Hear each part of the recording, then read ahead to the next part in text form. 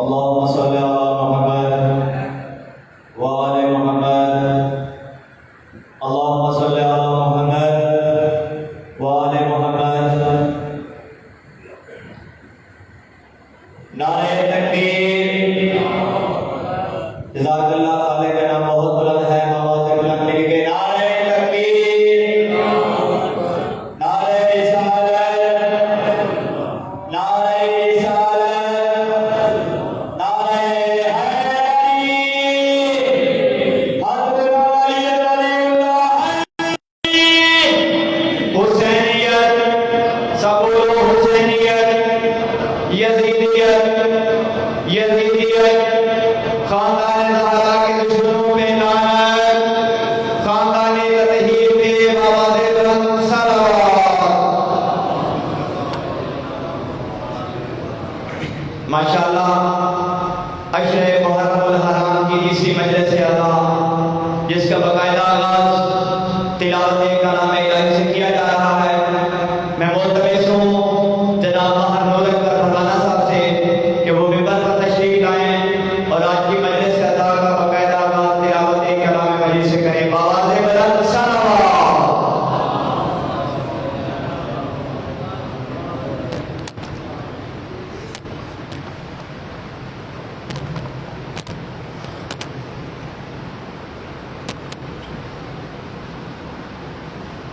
أعوذ بالله من الشيطان الرجيم.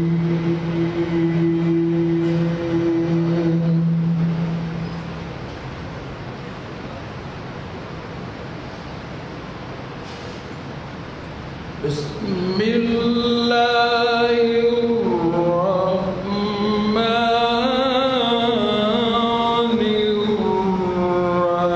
الرحيم.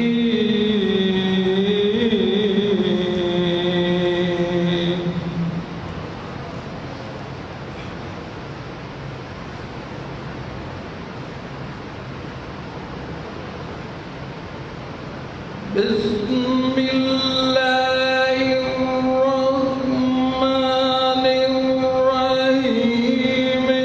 اقرأ باسم ربك الذي خلق، خلق الإنسان.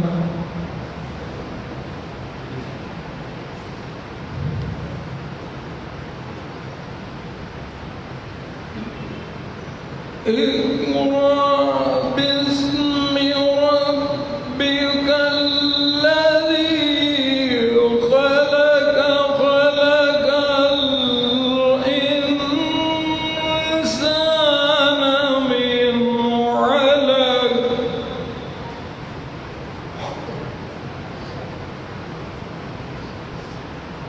اقرأ وربك الأكرم الذي علم بالقلم، علم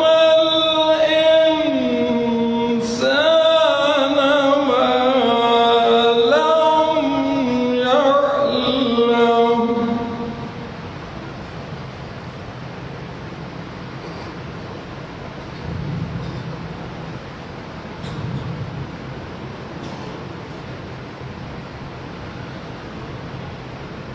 اقرأ باسم ربك الذي خلق، خلق الإنسان من علق. اقرأ وربك الأكرم الذي علم بالقلم.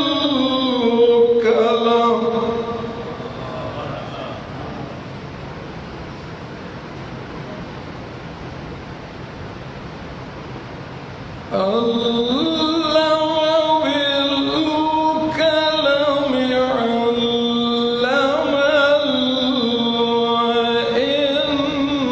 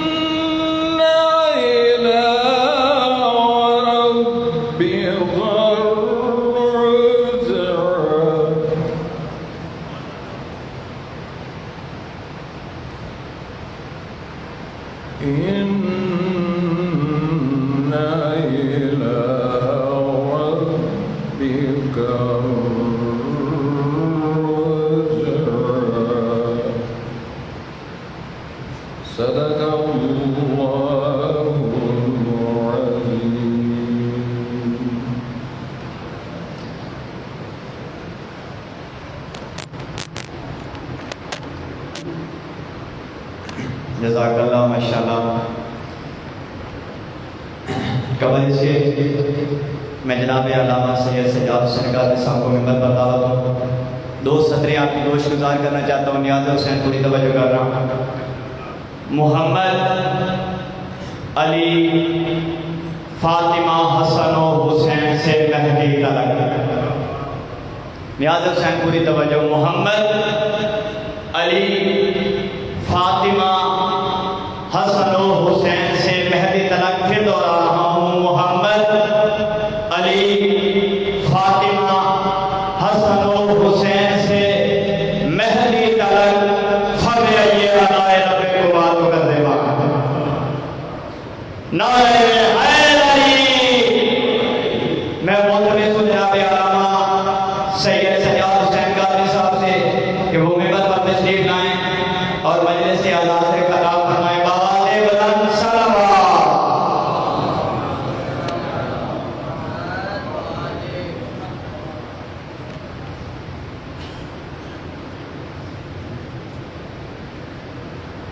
نعرہ تکبیر، نعرہ رسالت، نعرہ حیدری.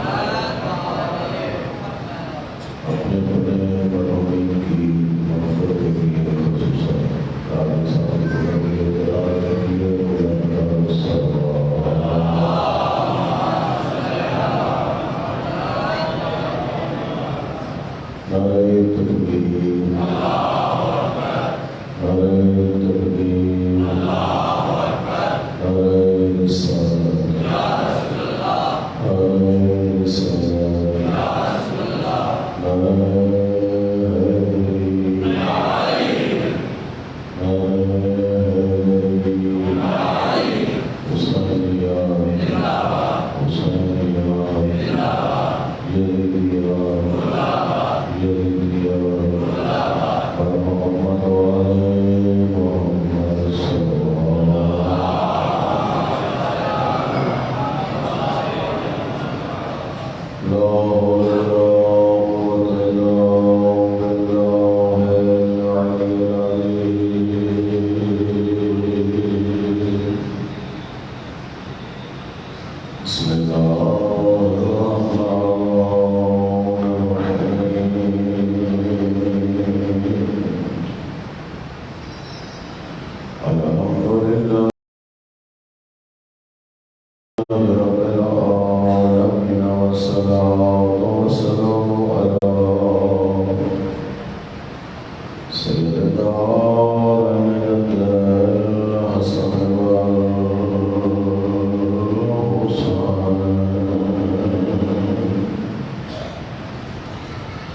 شمس من القمرين هادينا وهادي الثقلين شفيع ذنوبنا وطبيب قلوبنا بالقاسم محمد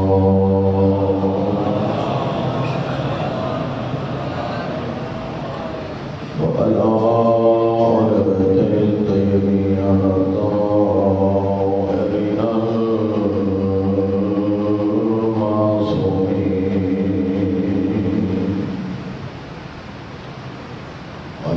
المنتخبين المنتجبين المظلومين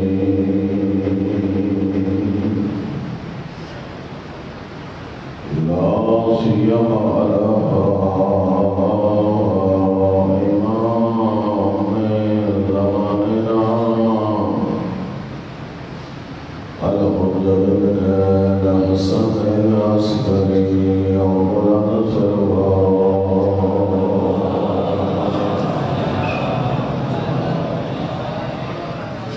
ورحمة الله على محبهم ولعنة دائمة على أعدائهم أجمعين من يوم عداوتهم إلى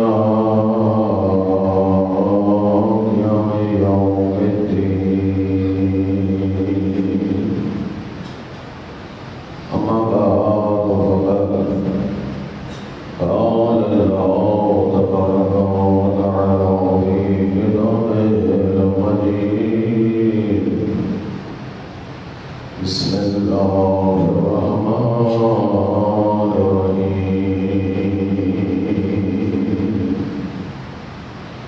وإذ ابتلى إبراهيم ربه بكلمات فأتمهن قال إني جاعلك للناس إماما قال ومن ذريتي قال لا ينال أحد الظالمين قل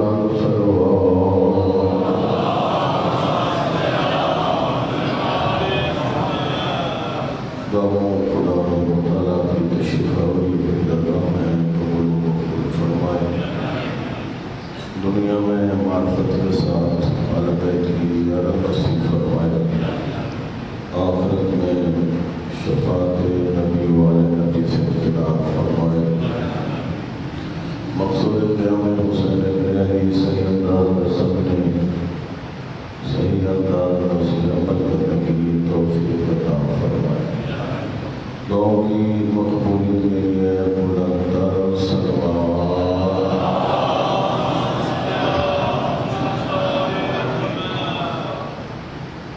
امیر المومنین علی بن ابی طالب علیہ الصلاۃ والسلام کی تاریخ کا انسان جب مطالعہ کرتا ہے تو روزے روشن کی طرح کھل کے یہ بات سامنے آتی ہے علی کی وادی میں قدم رکھتا ہے توحید کا پرچار کرتا ہے علی کی رنگ سے کیا توحید کا پرچار علی پل میں آتا ہے تو کرتا ہے توحید کا پرچار تو ہے میری طرف آتا علی علی کی ہر مناجات توحید کا پرچار علی کی ہر جلوت توحید کا پرچار علی ممبر پہ آئے تو توحید کا پرچار علی محراب میں جاتا ہے تو توحید کا پرچار بلکہ خلاصہ کروں علی آیا اللہ کے گھر آیا علی اٹھا تو اللہ کے گھر سے دنیا سے اٹھا اللہ کے گھر میں آنے سے لے کر اللہ کے گھر سے جانے تک علی کی پوری زندگی کا مطالعہ کرو پوری علی ابن ابی طالب کی حیات طیبہ میں ایک لمحہ ایسا نہیں ملتا جو علی کی زندگی کا لمحہ حیات تو ہو لیکن اس کا خدا موجود نہ ہو۔ ہر مقام پہ خدا کا ساتھ، ہر مقام پہ خدا کی ترویج، اور قبلہ حجت کہتے ہی اسے ہیں جو کہیں بھی اپنی ذات کی فکر میں نہیں ہوتی، اپنے مقصد کی فکر میں ہوتی۔ بڑے بڑے مجاہد تاریخ میں گزرے، بڑے بڑے سورما تاریخ میں گزرے، لیکن ایسا با مقصد مجاہد جو کبھی بھی اپنا مقصد بھولتا نہیں، اس عظیم مجاہد کو دنیا علی کہتی ہے۔ آپ نے مختلف رنگوں میں علماء و ذاکرین سے فضائل علی سنے ہیں، ذرا توحید کے پرچار کے حوالے سے علی کی شجاعت سنو۔ کتاب کا نام ہے تاریخ طبری، اہل تسنن کا جید عالم لکھنے والا ہے، بڑی معروف تاریخی کتاب ہے۔ سنا ہے نا واقعہ خیبر، اس میں وہ بیان کرتے ہیں تاریخ طبری والا کہ کئی دن گزر گئے اور نبی مکرم اسلام نے ذرا لفظوں پہ آپ غور کریں گے، نہایت ہی ذمہ داری کے ساتھ لفظیں پیش کروں گا کہ ایک بزرگ صحابی کو سپہ سالار بنایا۔ نبی نے ایک بزرگ صحابی کو سپہ سالار بنایا، ساتھ اس کے لشکر لگایا کہ آپ بھی جہاد اسلام میں اپنا حصہ ڈال لیجیے۔ نبی تو یہی کر سکتے تھے، موقع فراہم کر سکتے تھے، موقع دیا، بزرگ صحابی کو ساتھ لشکر لگایا۔ تاریخ طبری اہل تسنن کا معتبر ترین مورخ وہ یہ لکھتا ہے، جو ہی یہودی پہلوان سامنے آتے تھے، جو ہی یہودی پہلوان سامنے آتے تھے، ذرا لفظ سننا، یجبنونہ ویجبنہم، سپہ سالار اپنی فوج کو یہودی پہلوانوں سے ڈراتا تھا، سپہ سالار اپنی فوج کو، اپنے لشکر کو یہودی پہلوانوں سے ڈراتا تھا، اور ماشاءاللہ پیچھے جو لشکر تھا وہ اپنے سپہ سالار کو کہتا تھا، حضور ذرا دیکھیں سامنے مرحب منتر ہے۔ اتنا تاریخ نے جملہ لکھا، جس طرح امانت کے ساتھ علم نبی پاک سے لے کر گئے، اسی طرح محفوظ علم آ کے نبی مختار کے ہاتھوں میں تھما دیا۔ توجہ ہے میری طرف، تاریخ طبری پڑھ رہا ہوں۔ اس کے بعد بلند قامت، ایک بلند قامت بزم اصحاب میں ہستی کو سرکار نے دعوت دی کہ آپ آئیے، یہ علم لیجیے، یہ لشکر لیجیے اور جہاد اسلام میں اپنا حصہ ڈالیے۔ وہ بھی تشریف لائے، لفظ نہیں بدلی، فرق بدلا ہے، لفظ تاریخ نہیں بدلی۔ کہتے جو ہی یہودی پہلوان سامنے آتے تھے، یجبنونہ ویجبنہم، یہ بھی پہلے والے کی طرح یہی کرتا تھا، اپنے لشکر کو یہودی پہلوانوں سے ڈراتے تھے اور لشکر اپنے سپہ سالار کو یہودی پہلوانوں سے ڈراتے تھے۔ اور یہ سرکار بھی بقول تاریخ طبری والے کے جیسا علم لے کے گئے، ایسا صحیح اور سالم علم لایا اور نبی مختار کے ہاتھوں میں تھمایا۔ یہ تو تاریخ ہے تاریخ طبری والے کی۔ اگر آپ بیدار ہوتے تو یہ ہمیں ایک جملہ کہتا، میں کہوں گا یہ بزرگ لے کے جاتے رہے علم اور آ کے نبی کو تھماتے رہے علم، اور گویا کہ نبی کو یہ علم تھما کے اپنے عمل کے ذریعے کہہ رہے تھے، حضور یہ کام ہمارا نہیں ہے، یہ حضور کام ہمارا نہیں ہے، جس کا کام ہے یہ اسی کو سونپے۔ نبی مختار نے دیکھا وجود اسلام خطرے میں ہے، اور کئی دن گزر گئے اسی سلسلے میں، گزرتے گئے، کوئی آگے سینہ تان نہیں رہا۔ نبی مختار نے وجود اسلام کو خطرے میں پا کر، یہاں سے روایت تاریخ طبری کی ہے، سعد نامی صحابی ہے، وہ یہ کہتا ہے نبی مختار نے سارے اصحاب کو جمع کیا میدان خیبر میں جمع کر کے نبی مختار نے ایک تاریخی اعلان فرمایا. اور کیا اعلان فرمایا؟ فرمایا لَأُعْطِيَنَّ رَایَةَ غَدًا رَجُلًا قَرَارًا غَیْرَ فَرَارٍ يُحِبُّ اللَّهَ وَرَسُولَهُ وَيُحِبُّهُ اللَّهُ وَرَسُولُهُ وَيَفْتَحُ اللَّهُ عَلَى يَدَيْهِ. فرمایا او مسلمانوں کافی کھیل ہو چکا، کل میں علم اسے تھماؤں گا جو مرد میدان ہوگا.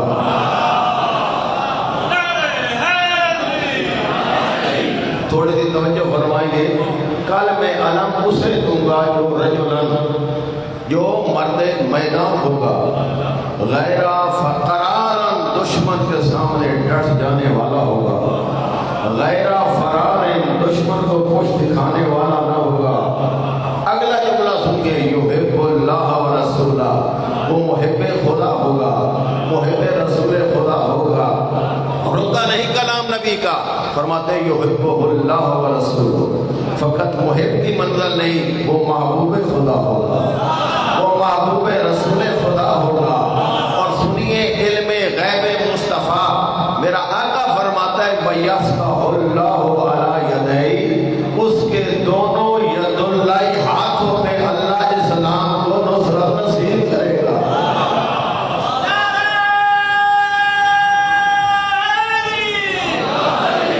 توجہ فرمائیے قبلہ، کتنے تمغے ذرا گن سکتے ہو؟ اب علم کر دیا جانا ہے، اور کتنے تمغوں کی بات نبی نے کر دی. پہلے تاریخ طبری والا، یہاں روایت اس کے ساتھ کی ہے. ایک دن اعلان ہوا، دوسرے دن یہ عمل ہونا تھا، درمیان میں ایک رات آ گئی. بات سمجھ آئی ہے؟ ایک دن اعلان ہوا، دوسرے دن نبی نے یہ علم تھمانا ہے، درمیان میں رات آئی. میدان خیبر میں کس کو؟ لشکر اسلام. سعد کہتا ہے میں بھی صحابیوں میں سے تھا، بزم اصحاب میں تھا. میں نے رات کو کبھی دائیں طرف دیکھا، کبھی بائیں طرف دیکھا، مجھے کوئی سویا ہوا نظر نہیں آیا. ذرا تھوڑا سا بیدار ہوں گے کہ میں نے یہ رات جو نبی نے اعلان کیا آگے کا علم تھمانا تھا، یہ رات جو ہماری میدان خیبر میں تھی، میں بھی صحابی تھا، بزم اصحاب میں تھا. میں نے دیکھا کوئی صحابی سو نہیں رہا. کیوں نہیں سو رہے جی؟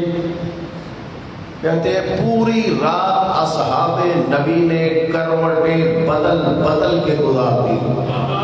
یہ پوری رات اصحاب نبی نے کروٹیں بدل بدل کے گزار دی. جملہ پہ غور کرنا.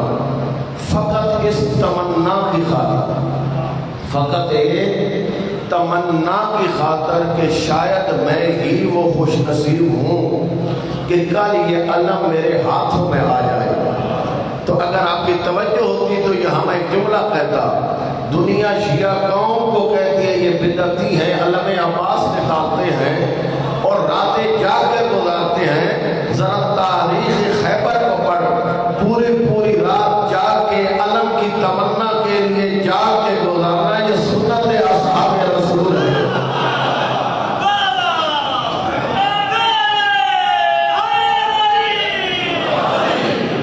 تاریخ طبری والے نے لکھا سارے اصحاب اس تمنا میں کروٹیں بدلتے رہے، شاید میں وہ خوش نصیب ہوں جس کو کل علم مل جائے. ہر ایک کے دل میں تمنا تھی شاید میں خوش نصیب ہوں.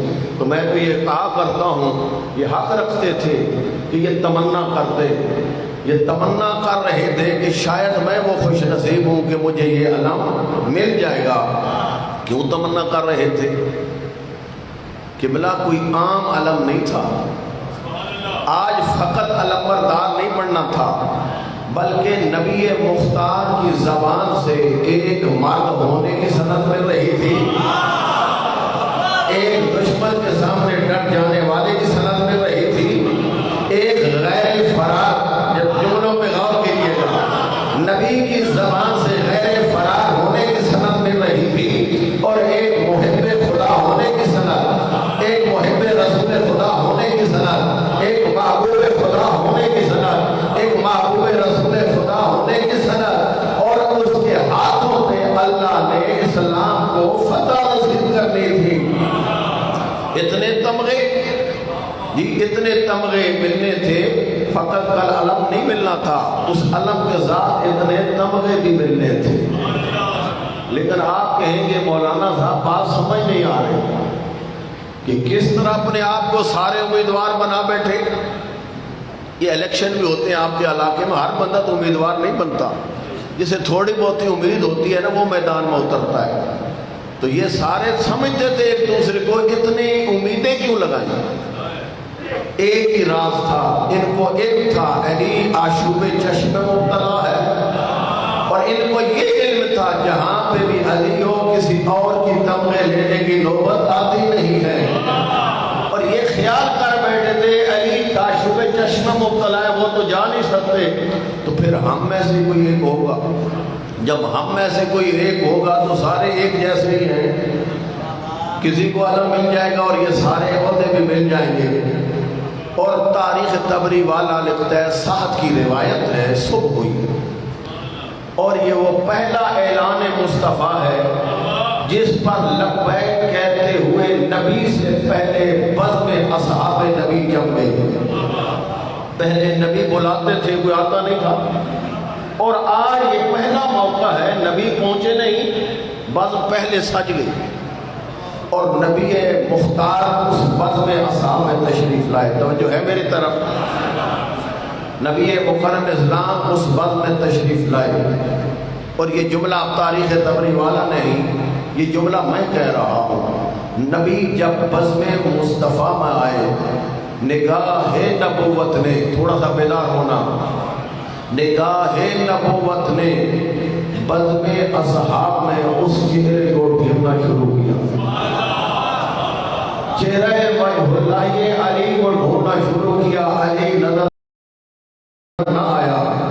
میرے آقا فرماتے ہیں اینا اینا علی، اور میرے صحابیوں علی کہاں ہے؟ یک زباں ہو کے اصحاب کہنے لگے، آقا وہ تو آشوب چشم مبتلا ہیں، وہ جہاد نہیں کر سکتے۔ تو میں کہتا ہوں بعید نہیں، حسنین کے نانا نے کہا میرے صحابیوں محمد کو سکھانے کی کوشش نہ کرو، محمد کو سکھانے کی کوشش نہ کرو، محمد سے کچھ سیکھنے کی کوشش کرو، جاؤ علی کو بلا کے لو۔ یہ پہلا موقع ہے کہ علی خیمے میں اصحاب اکٹھے جمع ہیں۔ یہ مسلط الہیہ دیکھیے، جس مسلط سے مصطفیٰ آشنا اسی مسلط سے مرتضیٰ آشنا۔ میرے آقا نے فرمایا علی کو بلا کے لایا جائے، مولا کو بلا کے لایا گیا۔ تاریخ کہتی ہے نبی مکرم اسلام نے اپنا لاب دھن اپنی انگشت مبارک پہ لگایا، کوئی سن رہے ہیں آپ لوگ؟ نبی مکرم اسلام نے اپنا لاب دہن اپنی انگشت مبارک پہ لگایا، اور لگا کے علی ابن ابی طالب کی آنکھ پہ ملا، اور کہتے ہیں آشوب چشم کا کوئی اثر باقی نہ رہا۔ میں کہتا ہوں او مسلمان، تو یہ کہتا ہے محمد وہ جیسا ہے، تو یہ کہتا ہے جس محمد مصطفیٰ کا لاب دہن وہ جیسا نہیں، وہ محمد مصطفیٰ ہم جیسا کیسا ہو سکتا؟ تاریخ کے سینوں میں جملے موجود ہیں۔ میرے آقا نے فرمایا اے علی دیکھا کتنا کھیل ہو چکا ہے، وجود اسلام خطرے میں ہے۔ اتنے میں مولا علی کہتے ہیں آقا آپ کا سپاہی حاضر ہے، آقا آپ کا سپاہی حاضر ہے۔ نبی مکرم اسلام نے خود علی کو سوال کیا، ذوالفقار تھمائی، گھوڑے کی زین تھی، حیدر قرار سوار تھا، رخ میں یہودی پہلوانوں کی طرف تھا، میدان کارزاں میں اترا ابو طالب کا لال۔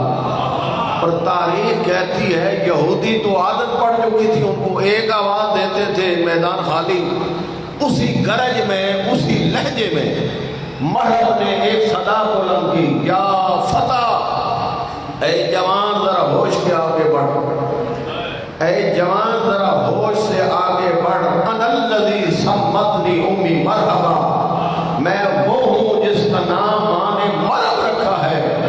میرے آقا نے حیدری لب و لہجے میں گونج کر کہا ذرا رک جا، وہ اور جو پلٹ کے جاتے تھے، انا الذی سمتنی امی حیدرا، میں وہ ہوں جس کا نام ماں نے حیدر رکھا ہے۔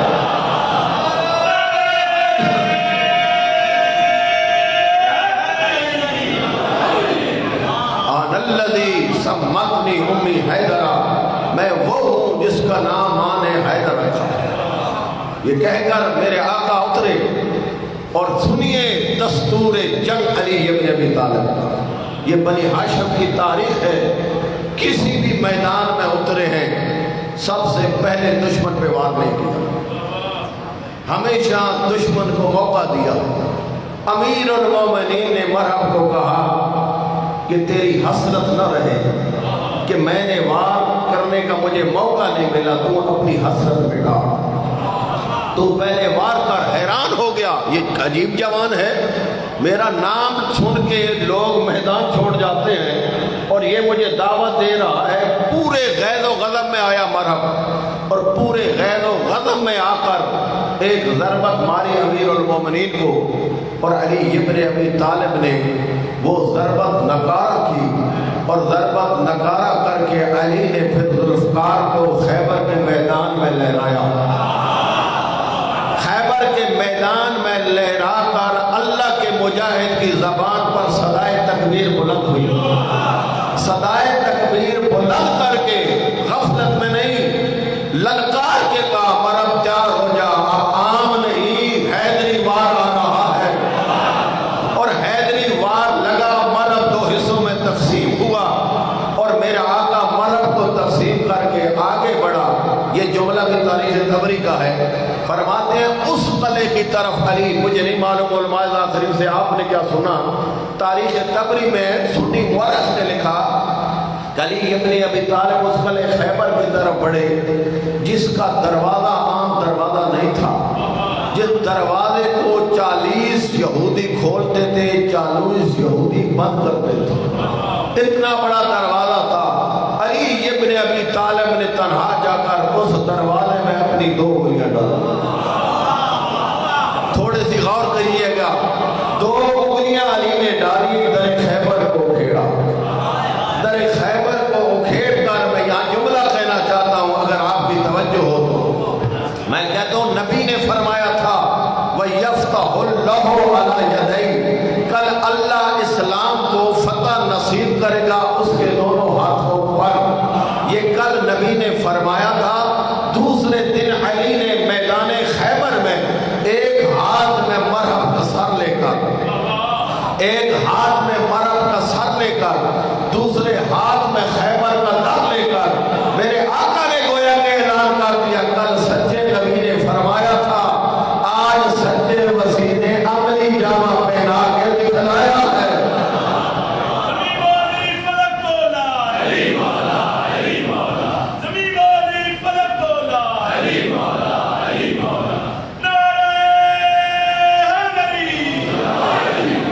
توجہ فرمائیے قبلہ، تاریخ لکھتی ہے دارو کھیڑ پہ یہاں بھی امیر المومنین جاتے پھینک دیتے، یہ امیر المومنین ہے، اسے دنیا علی کہتی ہے۔ میرے آقا نے اس در خیبر کو کھیڑ کر، جو یہودیوں نے خندق کھودی ہوئی تھی نا کہ مسلمان پہنچ نہ سکے، میرے آقا نے اس در کو کھیڑنے کے بعد اسی خندق کے اوپر آ کے رکھا، یوں خندق کے اوپر رکھ کر علی ابن ابی طالب نے مسلمانوں کے لیے راستہ بنایا۔ اور میں تو یوں جملہ کہا کرتا ہوں، بعید نہیں، اپنے عمل کے ذریعے علی یہ کہہ رہے ہوں مسلمانوں آؤ، مسلمانوں اب آؤ، علی نے اپنا کام کر دیا، تم اب اپنا کام کر لو۔ علی نے اپنا کام کر لیا، اب تم اپنا کام کر لو۔ مسلمانوں کا کام تھا مال غنیمت جمع کرنا، علی کا کام تھا مال غنیمت کے راستے میں ساری رکاوٹیں ہٹانا۔ مرحب کی رکاوٹ ہٹائی، در خیبر کا رکاوٹ ہٹائی، اور پھر جانا بھی مشکل تھا، خندق کو پھلان کے بزرگوں کے لیے جانا بھی مسئلہ تھا۔ علی ابن ابی طالب نے در خیبر کو رکھ کر آسانی پیدا کی، اب آرام سے مال غنیمت جمع کرو۔ تاریخ کہتی ہے، کوئی جملے سمجھ آئے کہ علی ابن ابی طالب نے قدرت پروردگار کا مظہر ہونے کا میدان خیبر میں جب مظاہرہ کیا، ورطہ حیرت میں ڈوب گئی کائنات، ورطہ حیرت میں ڈوب گئی کائنات، صدائیں بلند ہونے لگی، کتنا باہمت ہے علی، کتنا باحوصلہ ہے علی، کتنی عظیم قدرت کا مالک ہے علی، کتنی عظیم طاقت کا مالک ہے علی. قوت بازو علی کو داد دی جا رہی تھی، طاقت بازو علی کو داد دے رہی تھی. دنیا کی نگاہیں علی کے بازو پہ جمی، چونکہ علی اپنا آپ پہ جلوانے آیا نہیں تھا، علی پہ جلوانے آیا تھا اس خدا کو. میرے آقا فرماتے ہو دنیا والو تم قوت بازو علی کو داد نہ دو، تم طاقت بازو علی کو داد نہ دو. میرے آقا فرماتے ہیں ما قلعت بابا خیبرہ بقوت الجسمانیہ بل بقوت الربانیہ. فرماتے ہیں آج علی نے ترے خیبر جو کھیڑا ہے یہ اپنی جسمانی طاقت سے نہیں، اپنی ربانی طاقت سے کھیڑا، اپنی ربانی طاقت سے کھیڑا ہے. گویا کہ امیر فرما رہے تھے تم متوجہ ہو جو اس ذات کی طرف جس نے علی کے بازو میں یہ طاقت رکھی ہے، جس سے مرہم کا سر اٹھتا نظر آتا ہے، خیبر کا در اٹھتا نظر آتا ہے. یہی فرق ہے نفس دنیا میں اور نفس علی میں. دنیا والوں کا کام ہے خدا سے نگاہیں ہٹا کر اپنے اوپر نگاہوں کو جمانا، اور یہ نفس علی کا کام ہے اپنے اوپر جمی ہوئی نگاہ کو ہٹا کر اس رحمان کی طرف متوجہ کرنا. یہی بات ہے تاریخ کے سینوں میں جملے موجود ہیں. علی ابن ابی طالب نے انگلی کے ایک اشارے سے ڈوبا ہوا سورج جب پلٹایا، دنیا وقت حیرت میں ڈوب کے کہتی تھی کیا عجیب طاقت ہے علی کی انگشت، کیا عجیب قدرت ہے علی کی انگشت میں. کائنات وقت حیرت میں ڈوب کے علی کو دیکھ رہی تھی. علی ابن ابی طالب نے سر سجدے میں رکھ کر دنیا والوں کو متوجہ کیا. تم ساجد کی طرح متوجہ نہ ہو، تم علی کے مسجود کی طرح متوجہ ہو، جس نے اس انگشت میں یہ طاقت رکھی ہے جس سے مرہم کا سر اٹھتا، جس سے خیبر کا در اکھڑتا، جس سے ڈوبا ہوا سورج بھی پلٹایا جا رہا. کیا عظیم شان تھی تیرے اور میرے اس آقا علی کی، اور کیا رنگ تھا اس علی ابن ابی طالب کا. دنیا والوں کو کس کس رنگ میں علی متوجہ کرتا ہے. قبلہ ایسے خدا سے لو لگانے والے دعوے دار تو بہت ملیں گے، لیکن مقام عمل میں آ کر اس خدا کی طرف متوجہ کرنے والے یا علی ملے گا یا اولاد علی ملے گا. تاریخ کے سینوں میں جملے موجود ہیں.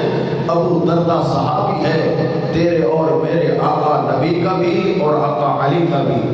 کہتے ہیں میں نے مدینہ کے باہر دیکھا آقا علی مناجات پروردگار میں مصروف تھے، مناجات پروردگار کرتے کرتے، توجہ ہے میری طرف، مناجات پروردگار کرتے کرتے علی کے وجود میں کپ کپی کی کیفیت آ رہی ہے، کپ کپی کی کیفیت آ رہی ہے. مار گزیدہ شخص کی طرح علی ابن ابی طالب نے تڑپنا شروع کیا. تڑپتے تڑپتے علی گرے، اور میں نے یہ محسوس کیا اب وجود علی میں حرکت نہیں. ابو دردہ کہتا ہے میں بھاگتا ہوا ترے بطول پہ آیا، میں نے دستک دی، سیدہ کونین اندر سے آئی، پوچھا کون؟ کہا آپ کے بابا کا صحابی ابو دردہ. فرمایا بی بی نے کیا بات ہے؟ کہا علی دنیا سے اٹھ گئے، علی دنیا سے اٹھ گئے ہیں. جو یہ جملہ کہا تو میں یہ کہا کرتا ہوں علی شناس زہرا، علی شناس زہرا اندر سے کہتی ہے اے ابو دردہ ذرا یہ بتا تو نے علی کو کس حالت میں دیکھا؟ جی تو نے علی کو کس حالت میں دیکھا؟ ابو دردہ کہتا ہے خدا سے مناجات کرنے کی حالت، اور مناجات کرتے کرتے کب کبھی کی کیفیت تاری ہے. مار گزیدہ شخص کی طرح خشیت پروردگار کی وجہ سے علی کے وجود میں نے یہ صورت دیکھی ہے کہ اب حرکت بھی نہیں ہے. تو بی بی تو عالم فرماتے ابو دردہ گھبرا نہیں، ابو دردہ گھبرا نہیں، تو نے آج علی کی یہ حالت دیکھی ہے، بطول کئی مرتبہ علی کی یہ حالت دیکھ چکی ہے. اللہ اکبر. یہ مثالیں معرفت پروردگار کی، خدا سے لو لگانے کی آپ کو کہاں ملے گی؟ کہیں نہیں ملے گی. اگر یہ مثالیں ملیں گی تو اسی دروازے سے ملے گی. اور یہی مثال سیدہ کونین کے حوالے سے بھی ملتی ہے کہ بی بی کو زہرا کب کہا گیا؟ سیدہ کونین وہ زہرا ایک نام ہے نا بی بی کا، زہرا کب کہا گیا؟ کہتے ہیں ایک دفعہ مدینے کے لوگ صبح سویرا ہوا آئے مولا علی کے پاس اور آ کے کہتے ہیں یا امیر المومنین آج رات ہم نے عجیب منظر دیکھا۔ میرے آقا نے فرمایا کیا منظر دیکھا؟ کہتے ہیں آقا رات نصف شب تھی، اندھیرا چھٹ گیا، اندھیرا ختم ہو گیا اور اجالا چھا گیا اور دن کی طرح روشنی چھا گئی۔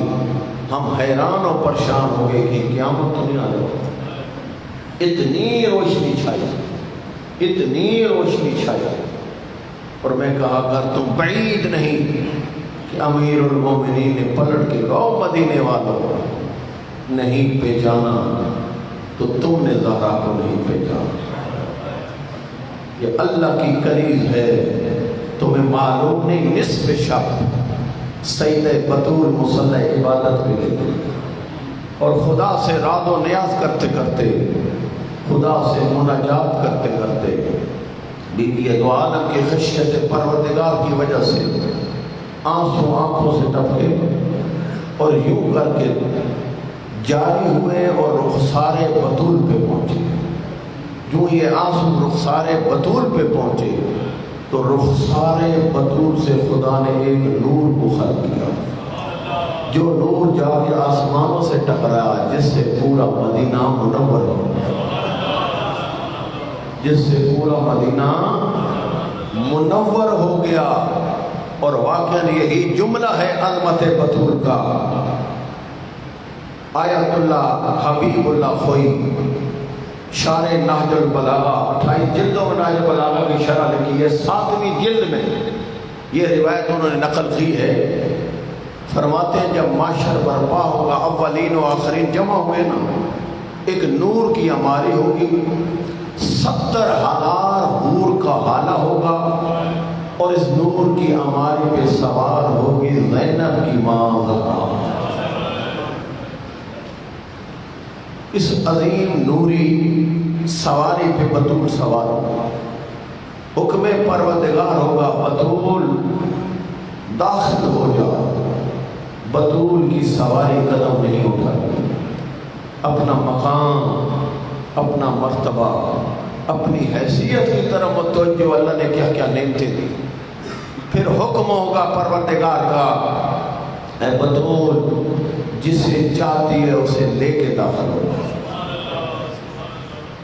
اور یہی جملے ہیں جس طرح شہد کی مکھی ہر پھول پہ نہیں بیٹھتی، ہر پھول سے خوشبو نہیں لیتی، اسی طرح سید بطول پورے معاشرے سے اپنے آپ سے محبت رکھنے والے اور بطول کے بیٹوں سے محبت رکھنے والوں کو چنے گی۔ چن کے جب پہنچے گی نا پھر آواز ہوگی او محبان بطول، او محبان اولاد بطول، میں تمہیں حکم دیتا ہوں اگر اس پورے معاشر میں تمہیں کسی نے ایک گلاس پانی کا اس لیے دیا کہ تمہارے دل میں محبت بطول ہے، تمہارے دل میں محبت اولاد بطول ہے، تو اس کو بھی بلاؤ۔ پھر یہ محب ان کو بلائیں گے، وہ بھی آ جائیں گے، محب بھی آ گئے، محبوں کے محب بھی آ گئے۔ اب اللہ کا حکم ہوگا بطول اب تو داخل ہو جا، اب تو داخل ہو جا۔ اتنا جملہ ہے کہ سیدہ بطول کی سواری قدم اٹھائے گی۔ پہلا قدم معاشر میں جب بطول کی سواری کا آئے گا، ہاتف کی صدا بلند ہوگی یا اہل معاشر غضوا ابصارکم حتی تجود فاطمہ بنت محمد، اے اہل معاشر اپنی نظریں جھکا لو، اب عام بی بی نہیں سیدہ بطول داخل ہو رہی ہے۔ اتنا میں نے جملہ پڑھا، حسب دستور بیٹی کو آتا دے کر نبی بی بی کے استقبال میں کھڑے ہو جائیں، نبی کو دے کر سارے انبیاء استقبال میں کھڑے ہو جائیں گے۔ کوئی شان زہرا سمجھ آئی؟ ان عظمتوں کی مالک ہے بطول، جس کے استقبال میں 1,24,000 انبیاء کھڑے ہوں گے۔ مجھے نہیں معلوم کس طرح مدینہ کے دربار میں کھڑی رہی.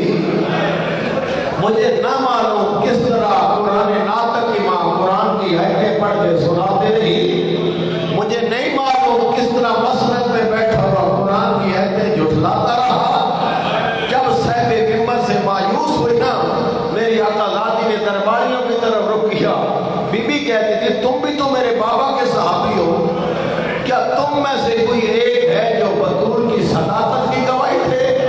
لیکن رب اکبر کی قسم نہ ممبر والے نے سنی نہ درباریوں میں سے کوئی ایک بولا کہ تو سچے باپ کی سچی بیٹی ہے. مایوس ہو کے گھر کو پلٹی، مایوس ہو کے گھر کو پلٹی. جب گھر کی طرف پہلا قدم رکھا، علی مظلوم کے چہرے پہ نظر پڑی. اتنا جملہ تاریخ کا ہے، بے بس ہو کے بطول کی آواز نکلی اور آقا زادی غش کر کے گری.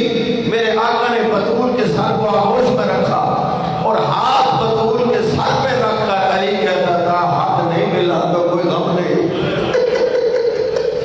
حق نہیں ملا تو کوئی غم نہیں. تو سنو گے بطول کا جواب. بی بی کہتی ہے آقا علی مجھے حق نہ ملنے کا اتنا غم نہیں جتنا مجھے یہ بات رلاتی ہے میرے بابا کے صحابیوں سے بھرا دربار تھا، میرے بابا کے صحابیوں سے بھرا دربار تھا اور کسی ایک نے اٹھ کے نہ کہا تو سچے باپ کی سچی بیٹی ہے. اجرکم اللہ، اجرکم اللہ. یہ بڑا عجیب درد ہے بطول کا. اپنی اپنی پریشانیاں ذہن میں لاؤ، اپنے اپنے بیماروں کو ذہن میں لاؤ. یہ بڑا بزرگ مراجع کا مجرد توسل ہے بطول کا. اپنی اپنی مشکلات کو ذہن میں لاؤ. مورخین نے لکھا بابا کی وفات کے بعد 75 دن یا 95 دن زندہ رہی نا. سنو جملے کہتے ہیں 3 کام بطول تک نہیں کی. لم تزل بعد وفات ابیہا محمرۃ العین معصبۃ الراس منحدۃ الرکب. کہتے ہیں بابا کی وفات کے بعد جتنے دن مدینہ میں رہی ہے نا، ہمیشہ بطول کی آنکھیں سرخ رہی، ہمیشہ بطول کی آنکھیں سرخ رہی ہے، ہمیشہ بطول کی پیشانی پہ موت کی پٹی رہی ہے. اور جوانوں ذرا سینوں پہ ہاتھ رکھو، مجھے یہ تو بتاؤ حسنین کی ماں کا سن کیا تھا، اور مجھے یہ بتاؤ زینب کی ماں کا سن کیا تھا. ہر ایک نے لکھا 18 سال کا سن تھا یار. تو یہ جملہ مورخ لکھتا ہے 18 سال کا سن تھا، کمر جھکا کے چلتی رہی. وہ کون سے در تھے اور جنہوں نے زہرا کی آنکھیں سرخ کی؟ وہ کون سے در تھے جنہوں نے زہرا کی کمر جھکا کے رکھ دی؟ آیت اللہ خوئی کے استاد ہے آیت اللہ اصفہانی، وہ یہ فرماتے ہیں بطول کے دردوں کا آغاز ہوتا ہے دروازے سے. بطول کے دردوں کا آغاز ہوتا ہے دروازے سے. بابا کی وفات کے بعد تربت مصطفیٰ پہ آ کے بیٹھتی تھی. اکلوتی بیٹی مصطفیٰ کی بیٹھتی تھی باپ کی تربت پر، رو رو کے کہتی تھی صبت علیہ مصائب لو انا صبت علیہ میں سرنا لیا لیا. بابا تیرے دنیا سے جانے کے بعد تیری زہرا کو اتنا ستایا گیا، اتنا ستایا گیا. اگر یہ مصیبتیں سفید دنوں میں آتی، یہ دن سیاہ راتوں میں تبدیل ہو جاتے. پھر علامہ مجزی کہتا ہے اپنی آنکھوں سے جلا ہوا دروازہ بھی دیکھتی تھی اور رو رو کے کہتی تھی بابا بابا یہ پرندے بھی اپنی بولیاں بول بول کے سو جاتے ہیں، یہ پرندے بھی اپنی بولیاں بول بول کے سو جاتے ہیں. تیری زہرا کی پوری پوری رات رو رو کے گزر جاتے ہیں. اجرکم اللہ. آیت اللہ اصفہانی کہتا ہے کسی بھی مظلوم کی مظلومیت کا ایک گواہ ہوتا ہے، 2 گواہ ہوتے ہیں. بطول اس مظلومہ کو کہتے ہیں جس کے 3 گواہ ہیں. کون سے مظلومیت کے گواہ؟ تھوڑی سی توجہ رکھیے گا. فرماتے ہیں الباب والجدار والدماء شہود صدق ما بہ اتفاق. کہتے ہیں او زہرا کی غربت میں رونے والوں، ایک در کا تصور کرو، ایک دیوار کا تصور کرو، ایک در و دیوار کے درمیان بہنے والے خون کا تصور کرو، ایک در و دیوار کے درمیان بہنے والے خون کا تصور کرو. اور یہ فطرت مستور ہے، جب کوئی مشکل وقت آتا ہے اپنے بھائیوں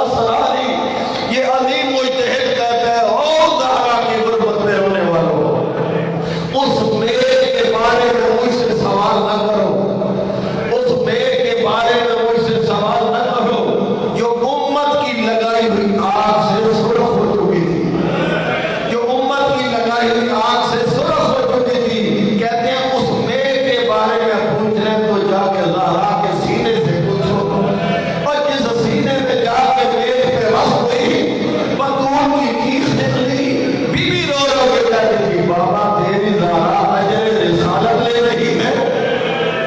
ایک قیامت کا منظر بطول کے سامنے آیا، قبلہ محسن کی موت بھول گئی، ایسا قیامت کا منظر، محسن کی موت بھول گئی، میں کا زخم بھول گئی۔ وہ کیا قیامت کا منظر تھا؟ وہ قیامت کا منظر وقت کہتی ہے امت مصطفیٰ کے بزدلوں کے ہاتھ تھے، علی ولی کے گلے میں رسیاں تھیں، کھینچ کھینچ کے علی کو لے جایا جا رہا تھا۔ محافظہ امامت بھی آگے بڑھ گئے تھے، جو نہیں لو چھوڑ دو مظلوم علی کو، لیکن مرحوم کمپانی کہتا ایک چھڑوانے والی بطول کئی نہیں کھینچ لے جانے والے علی کو تھے۔ یہاں پہ ظلم کی انتہا ہوئی، فرماتے ہیں ایک نامحرم آگے بڑھا، اور کیا اس نے ظلم کیا؟ کہتے ہیں قد جاوز الحد بلطم الخط ہی وقد شدت ید الطغیان وتعدی، اس نامحرم بطول کے رخسار پہ ایک تماچا مارا، بے بس ہو کے میری آقا کی زمین پہ گری، گر کے کہتی تھی بابا تیری زہرا اجر رسالت لے رہی ہے۔ جلدی سے اٹھی، فوراً دامن علی کو پکڑا، پکڑ کے کہتی تھی چھوڑ دو علی کو، نہیں دو، اب میں نے جانے دوں گی۔ اتنے میں ایک لعین کہتا ہے منصف کیا دیکھ رہا ہے؟ جلدی سے زہرا کے ہاتھ کو دامن علی سے چھڑا، یہ لعین تلوار لے کے آگے بڑھا، تلوار کے دستے بطول کے پہلو میں مارنے شروع کیے، اور بطول کی پہلو کی ہڈیاں ٹوٹ گئی۔ اور لوگوں اللہ جب مایوس ہوئی امت سے، اور جواب ذرا سینوں پہ ہاتھ رکھو، میں مصیبت کا جملہ کہتا ہوں، بی بی نے آسمان کا رخ کیا، بی بی کہتی تھی خلو خلو ابراہیمی او انشرن راسی، بی بی کہتی ہے چھوڑ دو علی کو وگرنہ زہرا آج سر کے بال کھول دے گی، ورنہ زہرا آج سر کے بال کھول دے گی۔ سلمان کہتا ہے ادھر بی بی کا یہ جملہ تھا، ادھر سے مولا علی کی گلے میں رسیاں تھی، مجھے مولا علی کہتا ہے بھاگ کے جا، محمد کی بیٹی کو کہہ دے بد دعا نہ کرنا، اور مدینہ تباہ ہو جائے گا۔ میں اور سلمان کہتا ہے میں نے یہ منظر دیکھا، بی بی نے سر کے بال نہ کھولے تھے، زہرا کے احترام میں مسجد نبوی کی دیواروں نے بلند ہونا شروع کیا، اور مسجد نبوی کی دیواروں نے بلند ہونا شروع کیا۔ میں نے مجلس تمام کر دی، میں یہاں ایک جملہ کہنا چاہتا ہوں، میں کہوں گا آقا زادی تو وقت کے امام کو بچانے کے لیے ایک جملہ فرمایا تھا، چھوڑ دو علی کو وگرنہ زہرا سر کے بال کھول دے گی۔ اے آقا زادی آپ نے سر کے بال کھولے نہ تھے، تیرا احترام مسجد نبوی نے کیا، مسجد نبوی کی دیواریں بلند ہوئی۔ اے آقا زادی کتنی بہشتی کوفہ اور شام کی دیواریں، اور ثانیہ زہرا کے سر پہ چادر رکھی، بی بی رو رو کے کہتی تھی مجھے چادر دو، اور میری ماں کا جنازہ رات کی تاریکیوں میں اٹھا۔ اللہ صلی علی قوم ظالمین وسیعلم الذین ظلموا ای منقلب ینقلبون۔ میرا اللہ ماؤں کو سیرت زہرا عطا فرما، بیٹیوں کو سیرت سکینہ عطا فرما، بہنوں کو سیرت زینب کبریٰ عطا فرما، بھائیوں کو کردار عباس عطا فرما، دوستوں کو کردار حبیب ابن مدین عطا فرما، سیرت نبی و آل نبی کو سمجھنے اور اس پہ عمل پیرانے کی توفیق عطا فرما، امت مسلمہ کو ایک پرچم کے تلے جمع ہونے کی توفیق عطا فرما، پرچم اسلام کو سر بلند فرما، پرچم کفر کو سر نگو فرما، مملکت خداداد پاکستان کو امرگاہ گہوارہ بنا، دشمنان پاکستان کو جیس و نابود فرما، دشمنان اسلام کو جیس و نابود فرما، بار آقا کے ظہور میں تعجیل فرما، آقا کے قدموں میں جامع شادت نوش کرنے کی توفیق عطا فرما، پریشان حال مومنین کی پریشانیاں دور فرما، بیماروں کو بی بی زہرا کے صدقے میں شفا عاجلہ و کاملہ عطا فرما، بے روزگاروں کو بہترین رزق کے حلال کا ذریعہ اور وسیلہ عطا فرما میرے اللہ قرضداروں کا قرض غیب سے ادا فرما میرے اللہ تجھے قربت و جلالت کا واسطہ جو گودیں اولاد نارینہ سے معروم ہیں حضرت رباب کی بھی موسیقی اجڑی کی گود کا واسطہ ان گودوں کو اولاد نارینہ سے آباد فرما میرے اللہ جن کو اولادیں دی ہیں ان کو سیرت اہل بیت کی روشنی میں تربیت دینے کی توفیق عطا فرما رب صلی علی محمد و آل